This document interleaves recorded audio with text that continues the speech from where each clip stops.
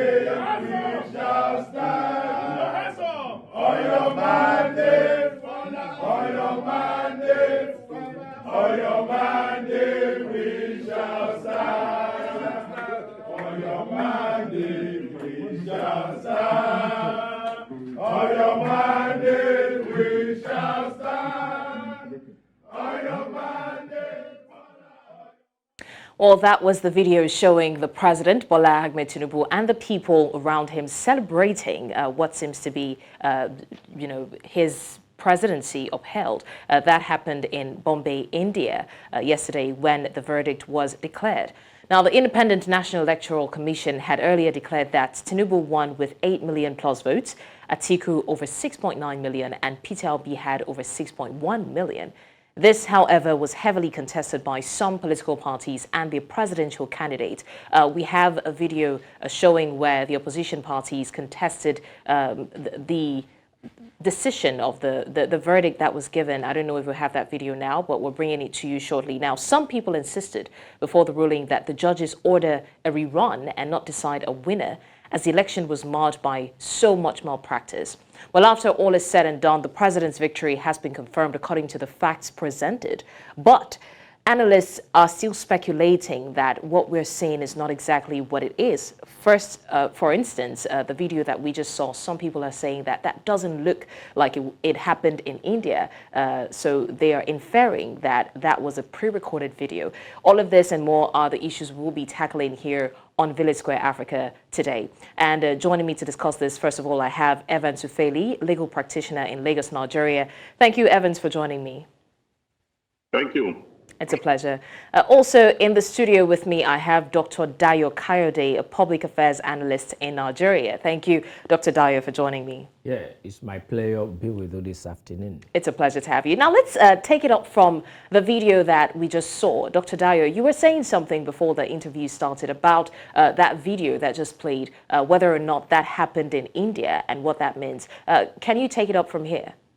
Yes, let me first of all state this, that as a stakeholder in our nation called Nigeria, I think I have the privilege to be able to comment the way I saw things unfolding in Nigeria as regards our nascent democracy. Going further, looking at that video, I first of all saw it this morning on one early program, 7 to 9 o'clock program on a particular station. And immediately I said, for goodness sake, does it mean that these people had known what the verdict is going to be? And then they now pre-recorded that particular video. Because when you look at that scenario, the environment of that video, you know definitely that was in India.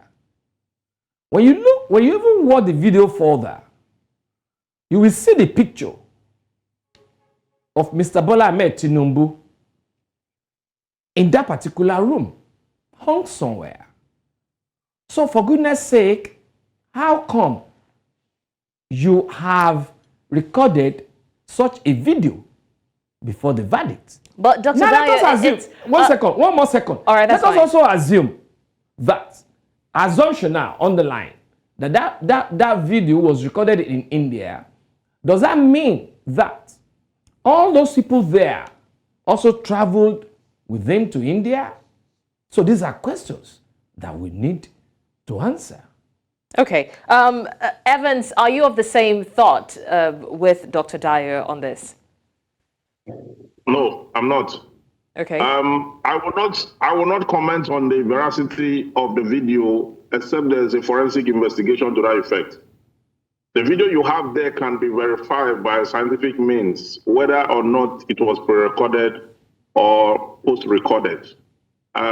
If we use what we are saying in this day and age where nothing is certain when it comes to the information technology, we will run into errors. Why not employ scientific means to evaluate that video and get experts to look at it and let them give us their findings? That is, for me, that I think is the best way to look at it. Okay, Evans, if you can see... I am not a fan of the president. Right. Neither am I a fan of any of the contestants. Right. Evans, thank you for that. All right, Dr. Dyer, if you take a look closely at the screen there, you see that there is a tribunal going on while this recording was done. Isn't that going to, attest the veracity of the video? Yes, even as you are seeing a kind of a picture of the tribunal on that particular screen there. Now, how come this set of people were in a situation, were in a place whereby even his pictures had already been hung on the walls? You can see, if you go backward, you will see some pictures.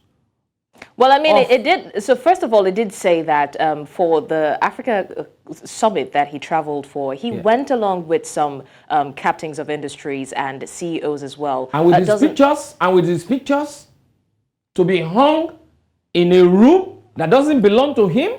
Well, nothing's to say that they didn't travel with that picture. We're only speculating. But, yeah, okay. Like Evan said. All right, thank you so much. We need some forensic analysis of that particular picture. Right. But then, these are some things that we can look at to analyze. Right. Dr. Dyer, thank you so much. But again, nothing's to say that that picture didn't travel with them to India as well. It's a picture, it's a portable one if you ask me. But well, I don't want us to dwell too long on the veracity of the video, whether or not it was pre-recorded. Let's talk about the reactions that have trailed the verdict that was given in the courthouse yesterday. Now, the opposition parties are still not having this. I think we have graphics that are showing the Labour Party and some other opposition parties rejecting that. If you see on the screen, it says the Labour Party watched with dismay and trepidation and all whatnot. That's the report from the Labour Party. So the opposition parties are still not having it. Evans, what is missing? This is happening amidst the facts that have been presented, the facts and the figures. So why is it still being contested? Of appeal, that is why. Parties who are not satisfied with the judgment of the court, naturally, not just in this case, have that option of going to the Supreme Court in the case under reference. So you cannot stop them from doing that if they so desire. But what they have said so far from both sides is that they are going to make consultations and meet with their clients before taking further actions. So, that is fair enough and good enough. But you know that the judgment is far-reaching. The judgment is far-reaching because the Court of Appeal took its time to ask all the issues ranging from conviction to issues of 25%, the FCT, to issues of evidence, issues of counter evidence, and all that. There is an elaborate judgment, and it's one that came with a lot of thoroughness, with decided cases cited alongside it. Okay, so even though there are some areas of the judgment that I have reservation for, which is about just 2 areas of it I have reservation. Every other aspect of the judgment was sound. I mean, is it the issue of the fact that there are alleged irregularities, that the LP alleged that part of their votes were taken away and given to the APC candidate and all that? But the court revealed that how many of those votes, how many did you score, how many was taken away, and how many was given to the adverse party? They could not provide particulars to that effect. You see, litigation is evidence-based. I keep saying this. Litigation is not what you discuss in the beer parlor or what you discuss on the streets. Litigation is based on evidence. If you must litigate, you must ensure that you have the proof to ground your claim so that your prayers can be granted. Out of all the prayers of the APC, of the LP, none succeeded. None, not even one succeeded. Okay? And that is to tell you that the evidence were not strong enough to ground their claims. And that is what the court is about. The court is not a church. The court is not going to act on the basis of sentiment or what is on the newspaper, what is on the blogs or the social media network and all that, or what is discussed at the parlor or newspaper stand. No. The court will always, at all times, act on the evidence before it, the evidence adduced by parties. That is the only acid test upon which the court will base its decision on. And in the case under reference, whoever is unable to prove, because the burden of proof on the petitioner in election petition is huge and tough. And it is required that before you sign in to litigate, you must, as a matter of necessity, what we that alleges must prove. Whenever you allege that part of your result were taken away from you and given to you must tell us the polling unit that affected and who did that and when and how many votes and all that. Those were not given. Now, when you talk about the issue of 25%, the court went ahead and said that Abuja does not have any special status, just like any other state, based on Section 299 of the 1999 Constitution as amended. The issue of fraud and conviction, that he was convicted in the U.S., the court viewed it that it was a civil forfeiture, that there was no time, you cannot produce, they could not adduce evidence to the charge sheet where he was charged, arraigned, prosecuted, and convicted. Okay, there were no evidence to that effect. The court would have granted that if a charge sheet was front-loaded, an arraignment happened, a judgment incorporating and convicting him and the rest of that, the court have no business not to grant that prayer if actually, as predicated on Section 137 and Section 131 of the 1999 Constitution that deal with qualification, pre-qualification, and disqualification, qualification and disqualification, the court was of the view that he was qualified because he was not tried and convicted, that what happened was a civil forfeiture. Then you push it down to the witnesses standard. I mean, out of the 13 witnesses that were tendered by the LP, only 3 succeeded. The rest were struck out. 10 were dismissed. The evidence were dismissed on the basis of the front loading and on the issues that the fact that they couldn't stand really the fire of cross-examination during trial. Their expert witnesses lost their bearing during cross-examination. Evans, sorry, apologies. Apologies. I wouldn't want us to go deep into the verdict, but I appreciate you giving us the clarification from the legal perspective. I would like to bring Dr. Dyer in now. Looking at the facts that were presented before us yesterday and what Evans just said, Dr. Dyer, do you think that this is enough? Will it suffice to satisfy people? I mean, the facts have been presented and the judgment was made strictly based on the fact. Do you think that this is enough to satisfy? Yeah, you see, like Evans said, that litigation is based on facts, all right? And when we're also talking about facts, you're going to look at those facts vis-a-vis the Constitution. You cannot set the Constitution aside from the fact. I will give you an instance. Look at the issue of double nomination. I had the justice saying yesterday that rather than looking at the sequence, it is better for us to look at the intention. That is the intention of Shettima to resign that is senatorial seat and then get into being the running mate to Mr. Tinubu. All right? Now, what does the Constitution say about that? Were there no facts and figures being given to the court by the petitioners as regards double nomination? Now, what does the Constitution say about double nomination? Does the Constitution recognizes intention over the sequence of events that should go on? That's number one.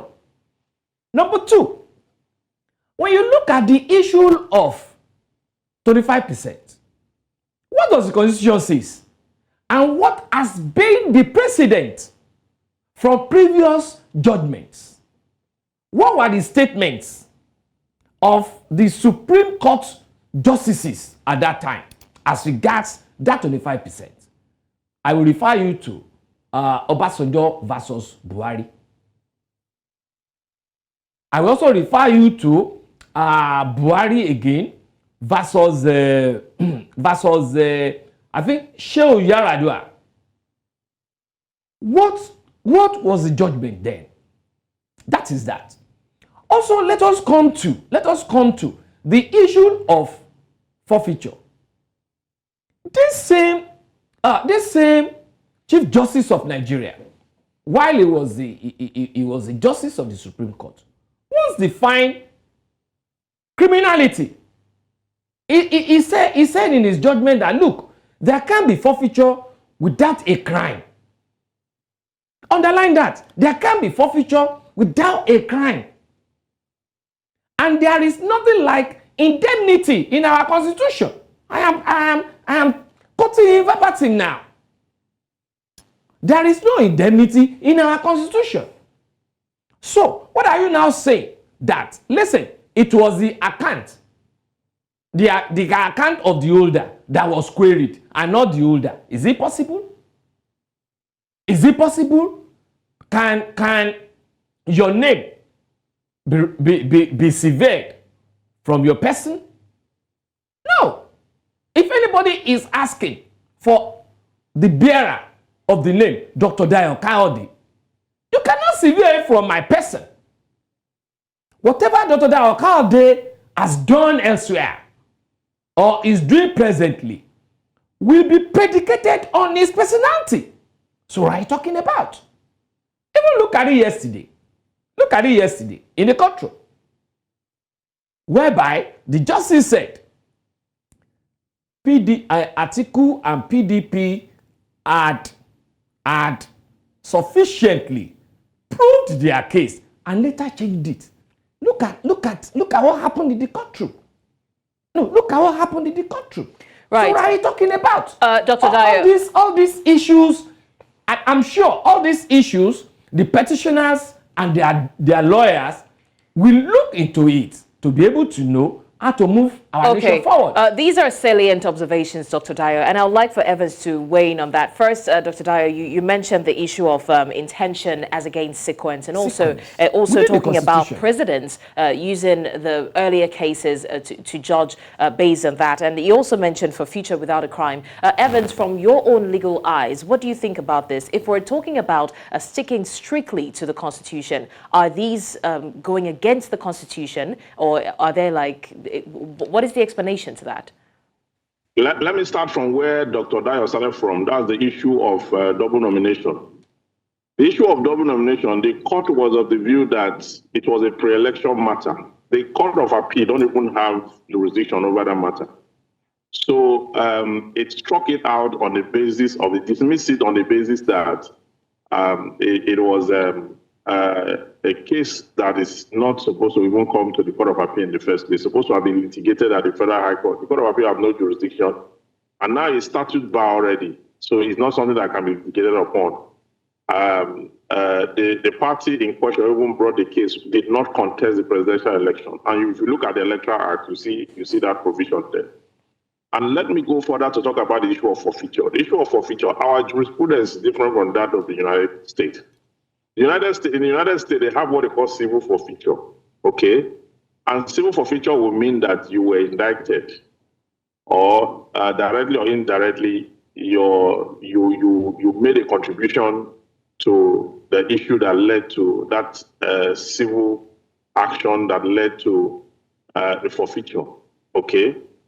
Now, for Section 137 of the 1999 Constitution, if you look at the issue that were discussed there, where a person can be disqualified for contesting as the president, where he has been convicted of a crime, okay, or he has paid fine to that effect, or he has been found wanting by a court of law to the effect that is so stated, okay? Now, when you look into the jurisprudence of crime, what constitutes crime is, before you can be convicted, you must have been arrested, a charge must have been preferred against you, you must be arraigned, you must have gone through trial, and there must be a judgment incorporating or convicting you, okay? The court now say, okay, if you say this man was convicted and all that, where is the judgment? Where is the record of proceedings? Where is the charge sheet? Where are all the, it's an issue of proof. It does not matter whether the person committed a crime or not. It's whether you that is alleging it, have you proven it? I want us to understand how the judicial system works. The court will not grant what you did not ask for, and what you ask for, the court will not grant if you have not proven it. That's exactly what transpired. And to the effect that the said issue itself is a civil forfeiture, not a criminal one. Recently in Nigeria, there's what they call the Proceeds of Crime Act. The new Proceeds of Crime Act in Nigeria has adopted that American system, whereby a person can have his property forfeited on a civil ground, in which case there will be no criminal prosecution, there will be no arraignment, there will be no conviction in terms of trial, okay? So that is what happened there, and the court have handed that down. I'm happy there's a window of appeal, okay? Perhaps the lawyers will reduce that to one of the grounds of the appeal and go to the Supreme Court for the final statement, okay? Right. We are all analyzing from different views. Okay, what Mr. Dayo is saying is not out of place. What I'm saying cannot be out of place until we have gotten to the Supreme Court. The Supreme Court will give the final judgment to that effect. And all right, but happens, Mr. Dayo doesn't seem to be in agreement completely. Now, let me quickly feed you with this, my dear brother.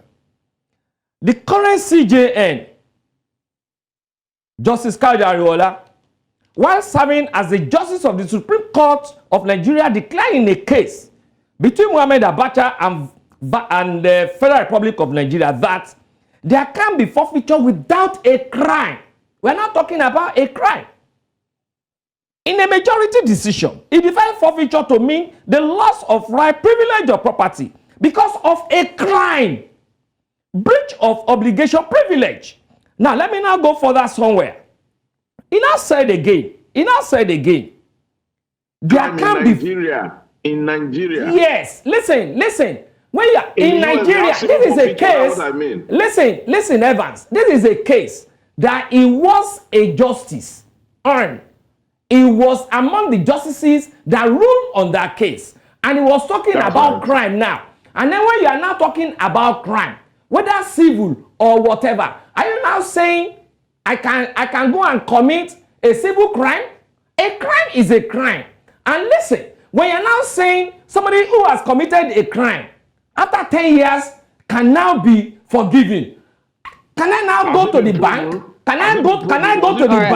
Go and see money in the bank, please. And after 10 years, I will now come back and be your Senate president. All right, Dr. Dayo, can we hear Evans? Evans, please go ahead. Well, yeah, you said a crime. In the case under reference, was a crime proven? Did they attach the charge sheets? Did they attach the without committing a crime?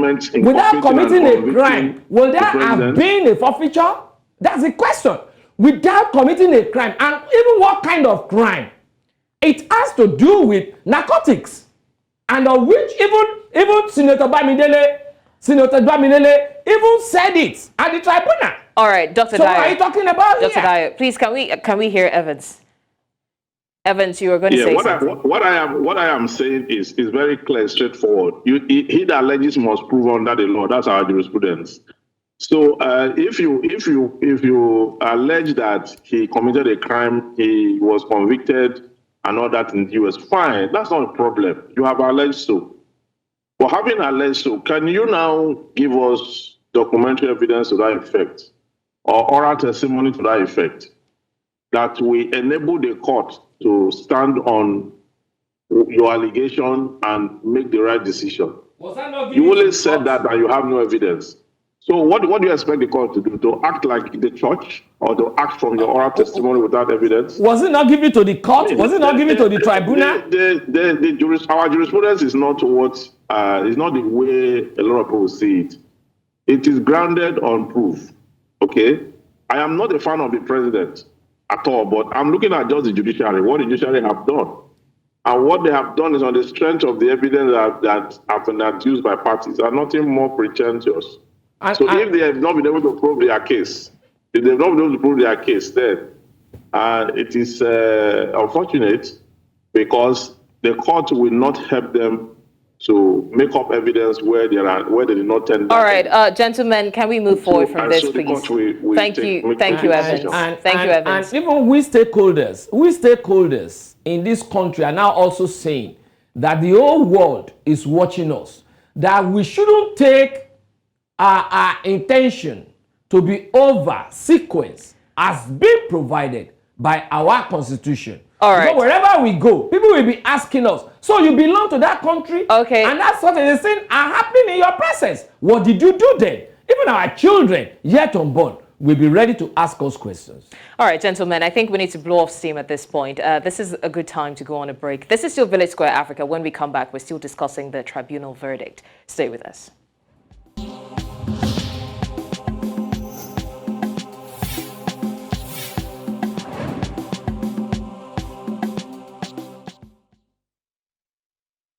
Now, with regards to the February 2023 election, some petitions were filed in opposition to the ruling, the earlier ruling, and one after the other at the presidential verdict yesterday, the 6th of September, these petitions were dropped. Now, some people are definitely not in favor of this, and some others are saying that they will still contest it. And that brings me to the point that Evans made earlier. By the way, I still have my guests with me, Evans and Dr. Dyer. Thank you so much for still being here. Now, earlier on, Evans, you mentioned that there is still a window of appeal, and legal practitioners like yourself have said that this is not the last step in the long ladder. They can still take it to the Supreme Court, if I'm not mistaken. So do you think that more legal actions will be taken, seeing that a lot of people are not satisfied, especially the opposition parties? I think so. They have not said expressly that they are going to appeal, but they said they will consult and they will make wide consultation to that effect and take the necessary action. But you know, in case like this, where they have expressly made their statement in court dispassionately that they are not satisfied with the ruling that the court heard, I believe there is a likelihood that there will be an appeal to the Supreme Court. And we lawyers, we expect that an appeal go to the Supreme Court so that our jurisprudence can be developed. A 12-hour judgment yesterday was an enrichment to our judicial precedent. Whether rightly or wrongly canvassed, it's an expansion of our jurisprudence. So many issues were discussed and asked accordingly. So if it gets to the Supreme Court is also going to add to the richness of our jurisprudence, and then precedents are laid down. That is how the law grows. Okay, well, All right, Dr. Dyer had earlier mentioned precedents. Now, Dr. Dyer, from your own perspective, if this issue is escalated by the opposition parties, what is the guarantee, seeing that the facts have been presented and this thing was judged basically based on the Constitution? What is the guarantee that the ruling at the Supreme Court will go in their favor? Yes, you see, in every situation, they always say that winners don't quit, because quitters don't win. In a political race, it is not just 100-meter dash. It is a process that goes on till when you get to the Supreme Court.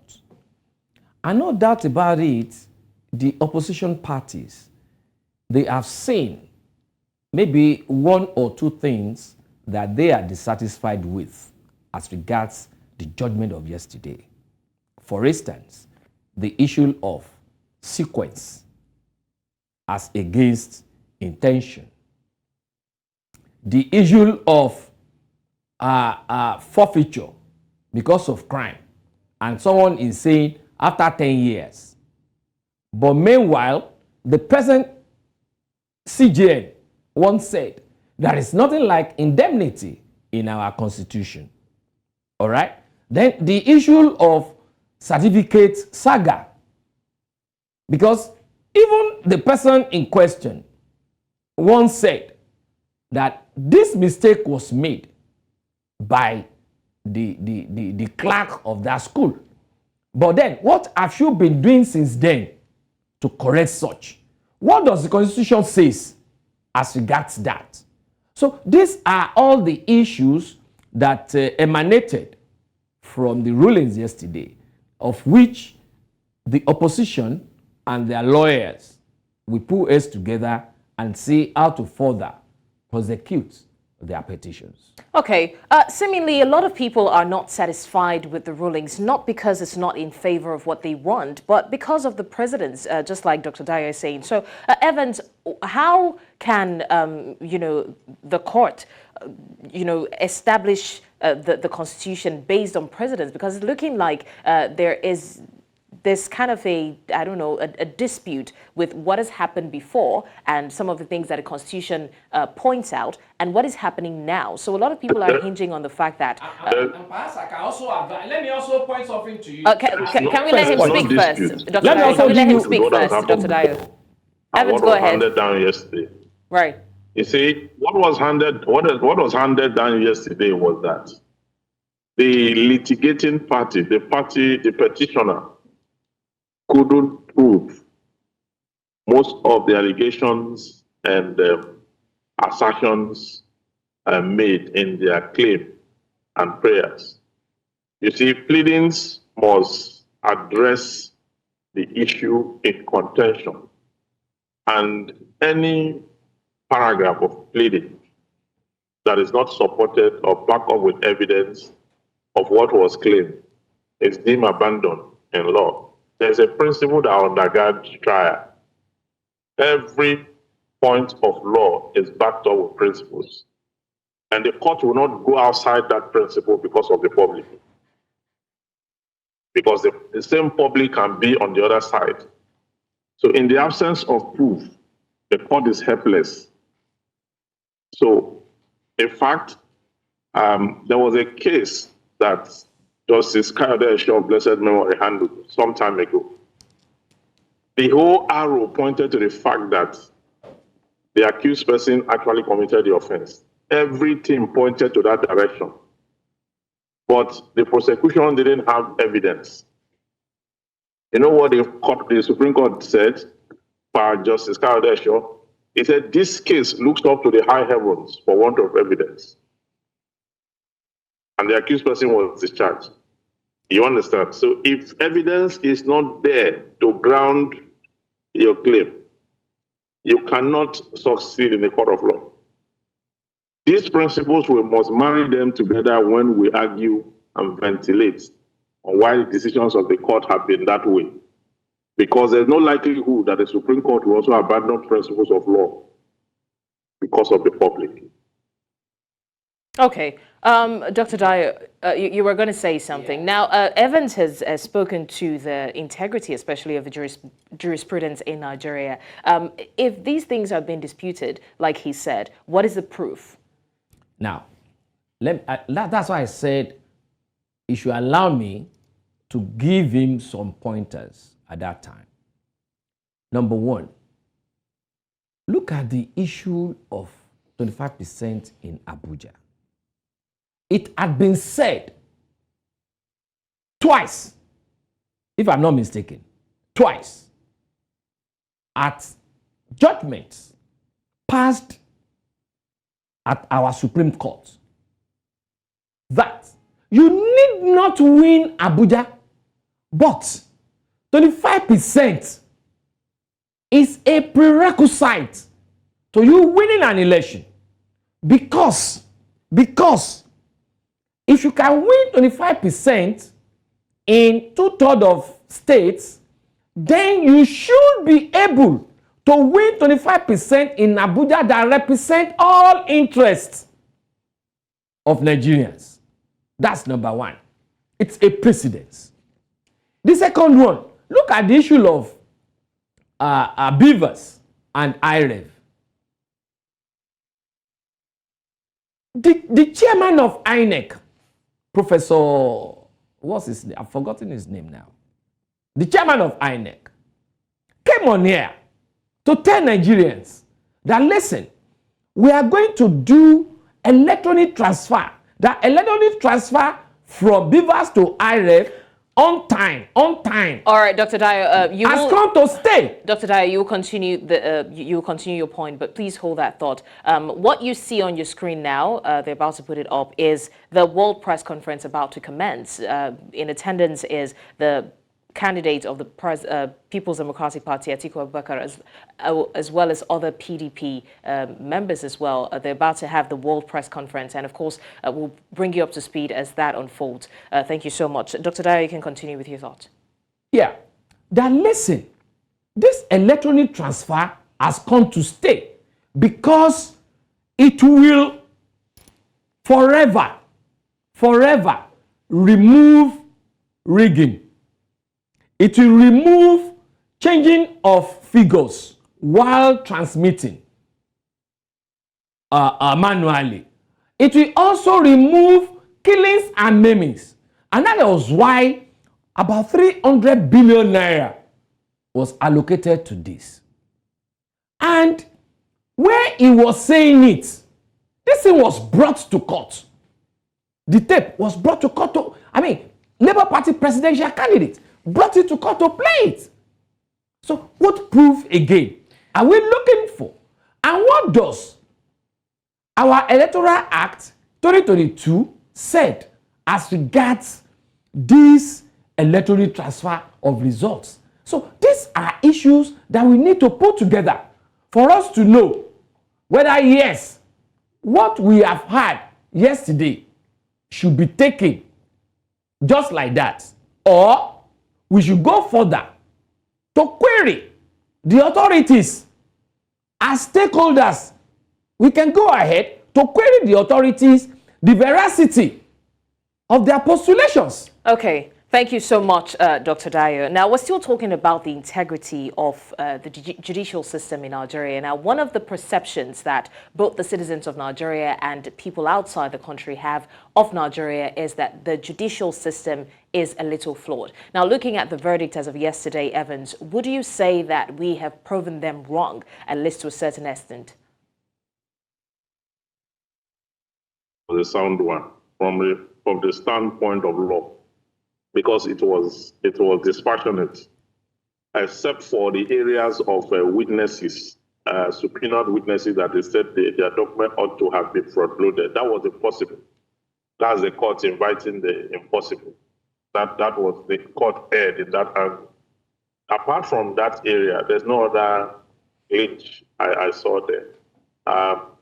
The judgment was largely on the basis of the rule of law and the principles of justice. I believe, and I know that the parties who lost have learned some very strong lessons, and the public have also learned some lessons. It is better not to litigate at all than to litigate without sufficient evidence. And I want to also fault INEC as a nominal party.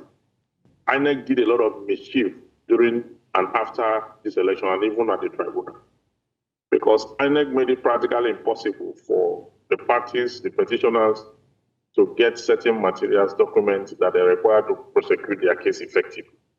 Even when they got those documents, INEC gave them blood documents, documents that are not, and they had just 21 days within which to put all this together. We have argued in the legal circle, even a friend of mine in his PhD thesis, that the 21 days provided by the Electoral Act is not sufficient to put a case together, especially when you have this kind of INEC in the mix and they are out there creating their own mischief and taking sides. You're going to have problems, okay? This is me speaking objectively on the matter. There's a sense in which I thought the court will address INEC's conduct. That didn't happen in the judgment. That is critical. We are not going to, if INEC had done the right thing, if INEC had put its house together properly, there wouldn't have been a need for this petition. And then there will not be a need for the judiciary to decide the mandate of the people. But because INEC was flawed, even the public too, they had their own issues. Society also had their own issues. Some of these persons throwing stone up all over the place at the judiciary were people who sold their vote during the elections. Okay? So both INEC and the public have a fair share of the blame in this whole fracas that we'll find ourselves in. So it is our recommendation that going forward, the government should get formidable, upright people of integrity to manage INEC. And then the public should also reform their strategy for electioneering in Nigeria. All right. The public should have... Okay. All right. Dr. Dayo wants to react to that. Very quickly, Dr. Dayo. Just as I appreciate what he has just mentioned now as regards the case. In Yoruba, they always say something in my language. And we omuso kekere omubadije. That is to say, when they give you a sumptuous bowl of pounded yam and there's a little feces on that plate, will you be able to eat that pounded yam? You will condemn the whole pounded yam. That is to say, with just that one flaw that Evans could recognize, then is acceding to what I am saying, that what has transpired yesterday is a kind of an antithetical to our democratic tenets.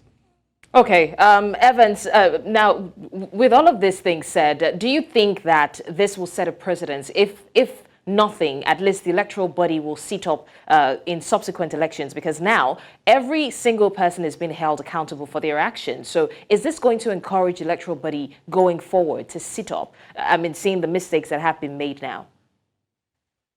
It is the leadership that will guarantee that. The leadership of the country must get the right people to man our institutions, not just INEC. Get the right people to man the police force, get the right people to man INEC, NAFDAC, and the rest of it. If you look at our institutions, the ones that have really, really made impact are the ones that were in time past manned by very upright people. Look at JAMB, for example. Evans, are you there? Okay, while we wait for Evans, Dr. Dayo, I was also going to talk about the issue of transparency. I mean, it is quite visible to see the efforts that the country and the judicial system is making to make sure that these proceedings are not just within closed doors. They're now open to people. And I said that to say that in the proceeding yesterday, the press was involved, was allowed to cover it. What does that say to the level of transparency in the country as of this moment? As far as I'm concerned, it doesn't show any kind of transparency, because there is no way you can build a big edifice on a very, very wrong foundation. From the beginning, why didn't you allow the press to cover it? Why? You had what Evan just said now, that even INEC provided some results that are blurred. What did that tribunal say about it yesterday? Nothing.